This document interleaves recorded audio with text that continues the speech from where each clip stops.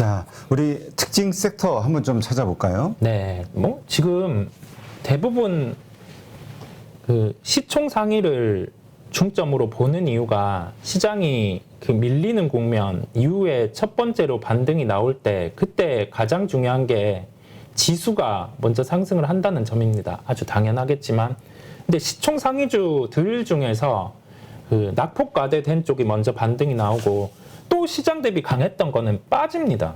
저희가 보면 뭐 자동차, 음식료 이런 쪽은 상황이 바뀌지 않았음에도 불구하고 빠지거든요.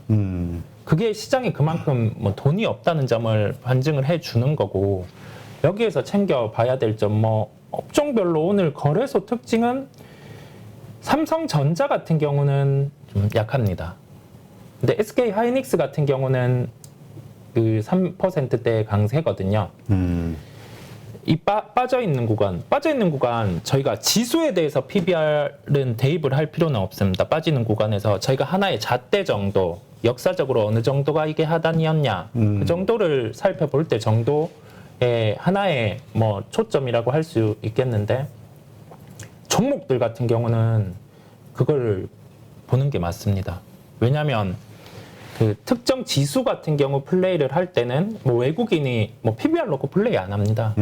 뭐 자금 빠지면은 뭐 신흥국단 중에 짜자장 매도를 하고 그 중에서 우리나라 같은 경우 비중이 얼마면 매도. 근데 선물 포지션이 여기 매도 포지션이 더 들어가 있다고 하면은 현물 같은 경우도 함께 더 비중을 줘서 매도를 하는 그 경향이 있는데 종목단에서는 뭐 이 PBR 기준으로 하단에 있는 게 더욱 반등이 빠르거든요. 시총 상위 중에서는. 근데 삼성전자는 아직 PBR 1배수 위입니다. 근데 SK 하이닉스는 0.9배 수준, 역사적 하단이 0.85배 정도 됐었거든요. 네, 그렇다 보니 먼저 반등이 빠른 점 알 수가 있고, 뭐 낙폭과대죠. 언제나 시장에서 외면이 되고 수급이 비었던 네이버, 카카오 같은 경우가 시장 대비 강한 거 저희가 확인을 할 수 있고, 오늘 기억해 둬야 될 점은 거래소 코스닥이 몇 %에서 마감이 될지는 예단할 수 없지만 그 마감되는 지수 대비 시가총액 20위권 내에서 강한 종목들 같은 경우는 저희가 기억을 해놓을 필요가 있습니다. 왜냐하면 시장이 한 차례 밀렸을 때 다시금 이게 반등이 나오는 국면에서 오늘 강했던 종목들 같은 경우가 그때 또 강할 가능성이 매우 높습니다. 그거를 생각하고 접근할 필요가 있겠습니다. 코스닥까지 한번 보겠습니다. 지수는 2.8% 상승을 하고 있습니다. 뭐 셀트리온 헬스케어 물론 상승을 하고 있지만 한 2% 정도입니다. LNF, 에코프로 BM, 알테오젠, 스튜디오 드래곤, 첨보, 시제는 노 내려가고요. 위메이드도 뭐 낙폭과대 쪽. 2차 전지가 오늘 주도로 상승을 하고 있고 나머지 군 같은 경우는 뭐 알테오전 정도 그렇게 생각을 할 수 있겠습니다. 그 다음에 그래요. 근데 시젠, 그러니까 지금 백신 관련주들은 오늘 이제 사실 SK 바이오사이언스도 백신에 대한 기대감인 거잖아요. 네. 그게 그 15% 급등하는 거. 네. 그러니까 또 그거 들고 있으신 분들 입장에서는 야, 이제 그동안 엄청나게 하락했는데 이제 바닥을 찍고 다시 반등하는 거 아니야? 물타기 하고 싶은 유혹이 들 수도 있을 것 같아요. 네. 어떻게 봐야 될까? 혹은 이미 많이 빠진 낙폭과대 주니까 좀 들어가도 되지 않을까? 백신 관련주. 어떤 찬바람이 불면서 뭔가 다시 이런 좀 지난번 같은 2020년 같은 그 상승은 아니더라도 상당한 폭의 반등이 있지 않을까? 기대감으로 지금 들어가고자 하는 분들도 있을 거란 말이죠. 어떻게 보세요? 종목만 놓고 보자면 일단은 모멘텀은 크지 않습니다. 그렇다 보니 저희가 현재 가지고 계신 분들 같은 경우는 뭐 비중을 대표적으로 뭐 20-30%대까지 높일 필요는 없겠고요. 여기에서는 모멘텀이 약한 측면은 가격적인 접근, 그 접근이 제일 편합니다. 자, 가격으로는 96,000원대 같은 경우 추가로 매수 가능하겠고요. 그 다음에 그 11만원대 같은 경우로 안착하는 흐름이 나오면은 그때 추가 가능하겠습니다. 요 두 가지 가격을 기억해 놓고 대응을 할 필요가 있겠습니다. 근데 다만 절대 비중은 20% 이상까지는 늘리는 건 저는 비추천입니다. 네. 네. 그 사실 결과는 아무도 모르지만 네. 우리는 항상 지금은 돈을 버는 것보다 돈을 잃는 거에 대한 리스크 관리 차원으로 좀 고민을 먼저 해야 될 것 같아요. 네. 예. 자, 지금 어저께 앉아왔던 조선주, 그 다음에 건설주 네. 흐름은 어떨까요? 오늘 또 시장 대비해서 좋지 않습니다. 대표적으로 현대중공업 같은 경우는 3%대 하락을 하고 있고요. GS건설 같은 경우는 뭐 2%대 상승하고 있는 상황입니다. GS건설은 그냥 역사적인 밸류 하단까지 왔습니다. PBR 기준으로 한 0.5, 0.6 이 정도 수준이거든요. 0.5, 딱 0.5까지 왔네요. 조금 아쉬운 측면이 있습니다. 이게 정책 같은 경우는 일단은 원자재 가격 상승을 반영을 해서 좀 하나의 정책이 나오기는 했지만은 실제 현장 측면에서 지금 건설을 하게 되면, 즉 건물을 짓게 되면 마이너스가 더 크다더라고요. 그래서 중소형 건설사 같은 경우는 입찰에 안 뛰어드는 상황이기도 하고, 역시 뭐 대형 건설사 같은 경우도 정책이 있다고 하면 일부 하는 정도인데 이게 가격 보전이 뚜렷하지 않다 보니까 지금 이와 같은 영향을 미치고 있고 주가는 하락하고 있습니다. 그 단적으로 이런 뭐 밸류 하단까지 PBR이 내려왔을 때는 기술적 반등은 가능합니다. 근데 그 기술적 반등의 수준이겠고요. 뚜렷한 정책 드라이브라든지 아니면은 그 원자재 가격이 이제 그 공사를 하는 부분까지 하락을 했을 때가 접근하는 게 낫겠습니다. 네. 알겠습니다. 자, 그 다음에 자동차는 뭐 요즘 뭐 파업 이슈에다가 뭐 여러 가지가 좀 있는 것 같아요. 네. 그러니까 참 이거 보면서 네. 고민이 되는 게 또 역시 그런 거죠. 지금 잘 나가고 있는 주식, 우리가 관심은 보통 지금 좋은 주식에 관심이 쏠리는 건 맞는데 네. 그러다 보면 또 항상 물리는 어떤 케이스들이 되다 보니까 네. 지금 그러니까 지금 상황이 안 좋은 주식에 관심을 갖는 게 더 맞는 건가? 네. 이런 그 뭐라 그럴까 종목을 선택하는 그 네. 기준이 네. 뭐 왔다 갔다 해요. 헷갈려요. 요즘 같은 때는. 네. 어떻게 보세요? 어떤 게 최선의 방법일까요? 저희가 보는 기준이 명확하게 있다고 하면은 그 기준에 따라서 접근하면 될 것 같고요. 그 기준이 말씀드린 뭐 밸류에이션 하단 이런 거를 계속 말씀을 드렸고, 오늘은 밀리는 게 일단은 당연합니다. 왜냐하면 낙폭과대 쪽으로 우선 돈이 들어오는 게 다시금 첫 반등에는 맞기 때문에 이와 같은 하락이 나오고요. 봤던 데에 대해서 변한 거는 없습니다. 가격을 제가 뭐 17만 원대 초반을 봤었잖아요. 다시금 그 가격이 오면은 시장 관점에서도 매수 대응이 맞습니다. 네. 그래요. 네. 하여튼 그러니까 좀 우리가 확률적으로 네. 그 뭐라 그럴까요? 그러니까 아주 잘 나가고 있는 주식 그거는 손절을 잘할 자신 있는 분들은 그냥 같이 타고 들어가서 흐름을 추세. 네. 그러니까 추세 매매. 네. 추세 매매가 상승장은 좀 참 정말 네. 답인 것 같기는 네, 한데 맞습니다. 요즘 같은 장에서는 네. 그냥 낙폭과대주인 것 같아요. 근데 낙폭과대주도 그냥 밸류에이션 자체가 높은 데서 떨어진 것보다는 그냥 좀 진짜 저평가로 인정받을 수밖에 없는 네. 그런 어떤 낙폭과대주 네. 이런 게 답인 것 같다는 생각이 들 때도 있어요. 요즘. 네. 그런 쪽이 반등이 빠르고, 그 다음에 수급이 빈 종목이 반등이 빠릅니다. 그 각각 보면은 저희가 뭐 2차 전지단 같은 경우 밸류 하단까지 근접하는 저희의 밸류의 그 구간까지 들어왔다 보니까, 그리고 고점 대비해서 최근에 20% 하락을 했잖아요.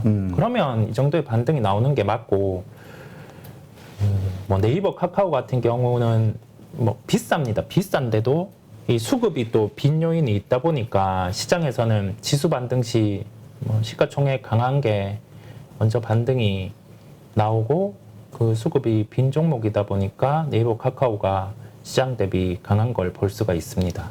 네. 자, 그 다음에 또 우리 좀 특징적인 게 뭐가 있을까요? 네. 오늘 그 코스닥 쪽 보면은 그 종목들 같은 경우가 그 제약 바이오 쪽에서 시장 대비해서 강한 게 뭐 케어잼, 이런 뭐 레고캠 바이오, 그 다음에 아까 저희가 봤었던 시총 상위 뭐 알테오젠 이런 게 강하거든요. 셀트리온 그룹주의 이제 바통을 이어받아서 뭐 일반적인 시총 상위 제약주들이 반응을 하는 거죠. 저희가 뭐 이런 측면도 기억을 해놓고 지금 제약바이오 같은 경우는 뭐 대시세를 보고 접근을 한다 그런 거는 뭐 아니고요.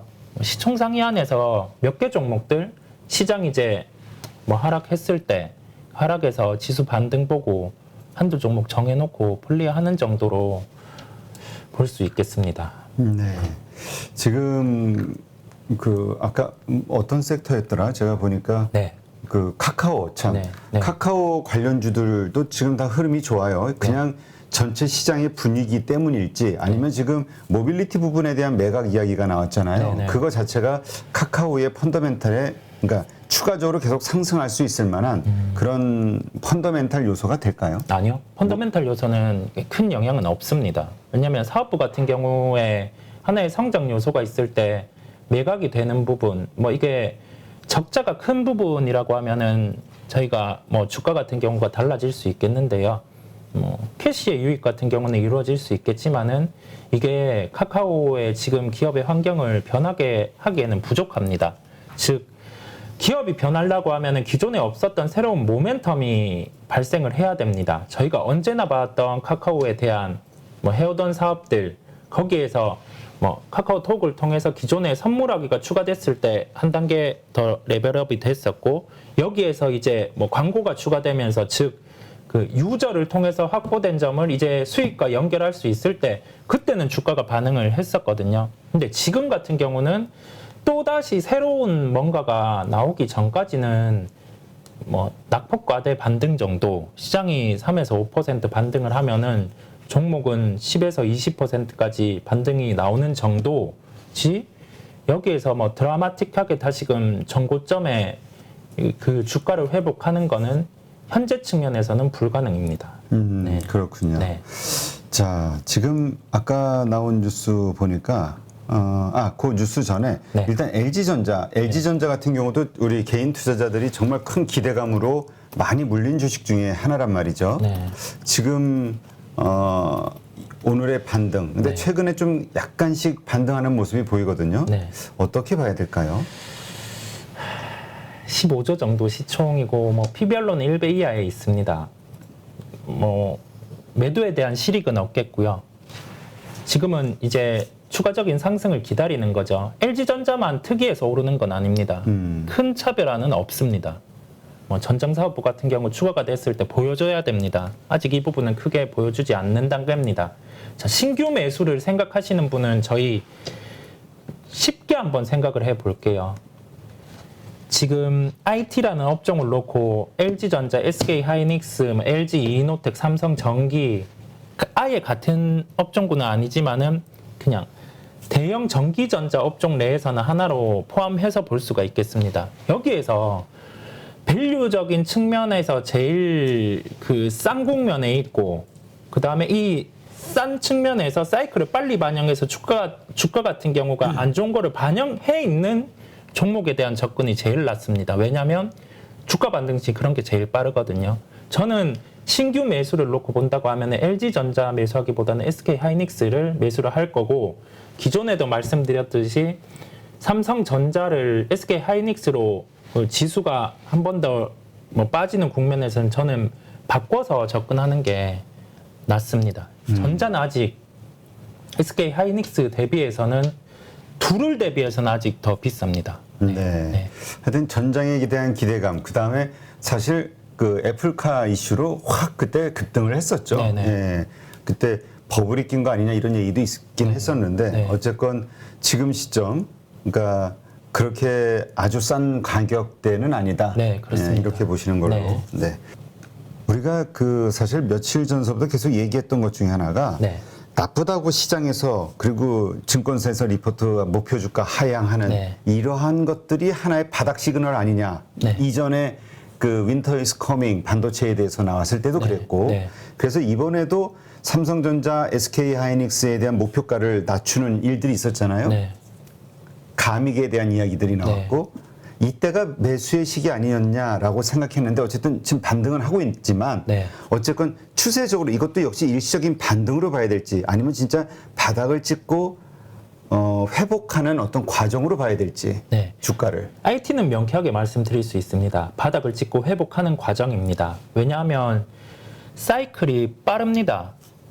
조선과 IT를 놓고 살펴보겠습니다. 조선의 그 사이클 주기는 한 10년 정도 상당히 깁니다. 그렇다 보니 저희가 그 하나의 주가 요인이 반영을 하겠지만은 그 사이클을 반영해서 돌아섰을 때 주가는 뭐 한 차례 하락하는 경우도 있고요. 근데 이게 추세적인 상승이 나타나게 되거든요.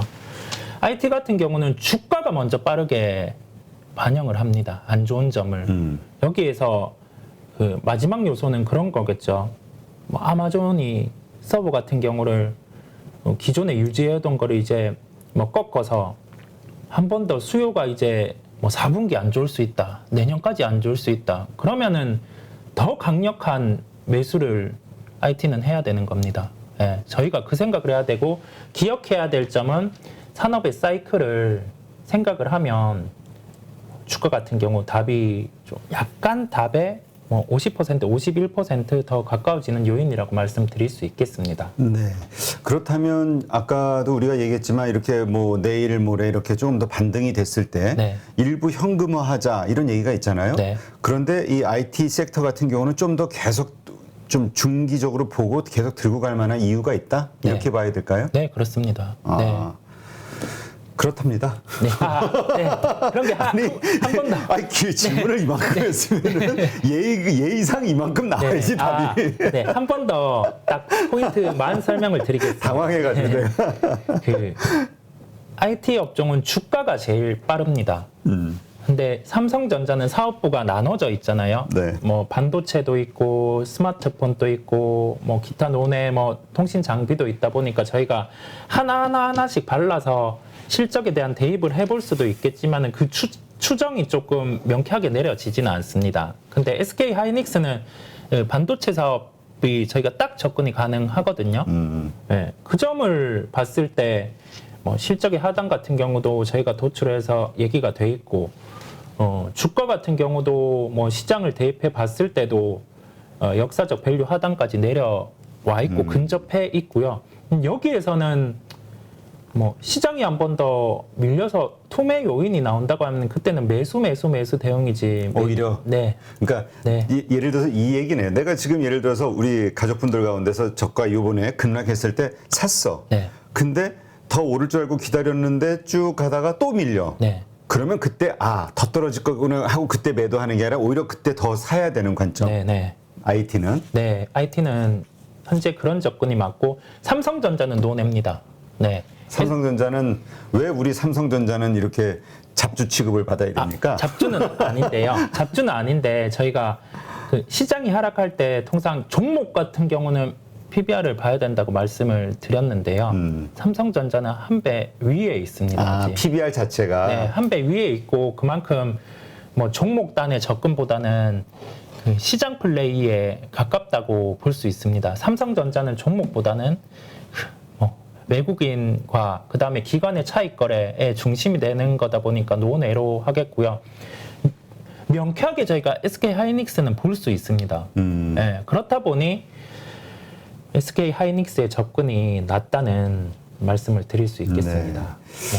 그래요. 하여튼 IT 섹터가 우리는 사라져야 일단 사실 지수도 올라갈 거로 혹은 방어가 될 거로 기대할 수 있잖아요. 네네. 네. 앞으로의 좀 흐름을 좀 봐야 되겠군요. 네. 네. 현대중공업 한번 네. 전에 계속 제가 말씀을 드렸었잖아요. 이게 사이클이고 선주 그리스 선주의 발주가 네. 나타나니까 주도 업종군에 위치하고 있다. 변한 건 없습니다. 그러면 저희는 여기에 따라서 이제 가격적인 접근이 가능하겠죠. 지금 뭐 전저점이 짧게는 12만 7천 원대 이 정도의 지지 13만 원 초반 12만 7천 원 그 구간에서는 매수 대응을 하는 게 낫습니다. 즉 오늘 뭐 살 때가 아니라고 말씀하셨지만 현대중공업 같은 경우는 사도 된다. 가격대를 열어놓고 접근하는 거죠. 지금 당장이 아니라요. 지금 당장 네, 네. 시총으로 놓고 봤을 때 네. 아니면 가격대로 어느 정도 가격대만요. 가격대만 왜냐하면 그 중공업 같은 경우는 시가총액 대비 이익으로 접근을 안 하는 이유가 실적이 찍히게 되면 그때 주가가 하락을 할 수 있는 요인이 있습니다. 이거는 큰 사이클의 종목 업종이다 보니까 저희가 실적을 대입해서 접근하는 게 아니라 그 뭐 선주의 발주 요인이라든지 뭐 해외 그 선주와 관련된 업체 같은 경우가 뭐 이제 뭐 발주라든지 그 사이클에 따라서 통으로 움직입니다. 통으로 외국인이 현대중공업만 안 사고 그냥 통으로 우리나라 조선업종 매수 이런 식으로 대응을 하기 때문에 제가 실적이 아니라 가격적인 측면에서 기술적인 접근을 말씀을 드렸습니다. 네. 네. 그 게임주 가운데서 우리가 가장 그 선호주로 사실 펄어비스를 많은 분들이 얘기하셨단 말이에요. 네네네. 우리 이성우 이사님도 펄어비스 얘기하셨던 모양이에요. 다른 맞습니다. 프로에서 맞습니다. 10만 원 이하에서는 적금 매수해도 된다 이렇게 하셨는데 네. 지금 많이 빠졌다. 네. 어떻게 해야 이 될까요? 말씀을 드릴게요. 네.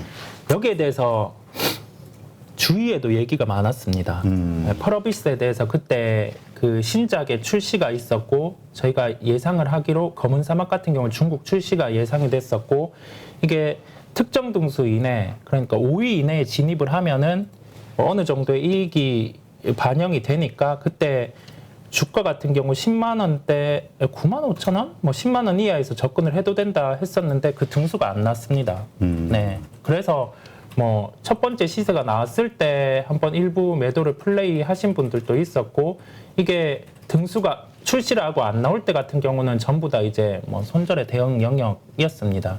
즉 제가 여기에서 말씀을 드릴 수 있는 건 게임주 같은 경우는 모멘텀의 접근이라는 점을 한 번 더 말씀을 드리겠고요. 네. 그 모멘텀의 변화가 그 실제적으로 이루어지지 않으면 그때는 매도 대응을 해야 됩니다. 네, 기술적으로 빠졌을 때 또는 그 모멘텀이 소멸될 때는 추가 매수 대응이 아니라 매도 대응이고 제가 이런 걸 실시간으로 말씀을 드릴 수 있어야 되는데 뭐 방송을 통해서 그런 게 아니다 보니까 뭐 계속 갖고 있으신 분들도 있을 수 있잖아요. 그러면 네. 이게 손실이 큰데 무작정 기다리라고 말씀은 드리지 않겠습니다. 네, 게임 업종 같은 경우는 유로를 결제하는 고객들 같은 경우가 줄어들고 있습니다. 전방 시장이 빠지게 되면은 그 받고 있는 멀티플 같은 경우, 즉 저희가 뭐 새로운 시장이 개화가 되었을 때 기존에 10배의 멀티플을 받았다고 하면은 뭐 12배, 15배 이런 환경이 아니라 되려 이제 그 멀티플이 덜 받을 수 있는 환경에 놓여 있습니다. 저희가 그 점을 생각해 볼 필요가 있겠고요. 대표적으로 뭐 NC소프트 같은 경우도 주가가 아직 비싼 구간, 크래프톤도 비싼 구간, 펄어비스 또한 비싼 구간입니다. 여기에서는 신작에 대한 스케줄을 체크하고 그 모멘텀을 보고 다시금 접근을 할 필요가 있겠고요. 네, 그것까지 말씀을 드릴 수 있겠습니다. 네, 알겠습니다. 한번 잘 참고하시고요. 누구나 1시간 안에 200개 종목에서 좋은 종목을 고를 수 있는 그런 능력을 배양할 수 있도록 제가 도와드리려고 그렇게 하고 있습니다.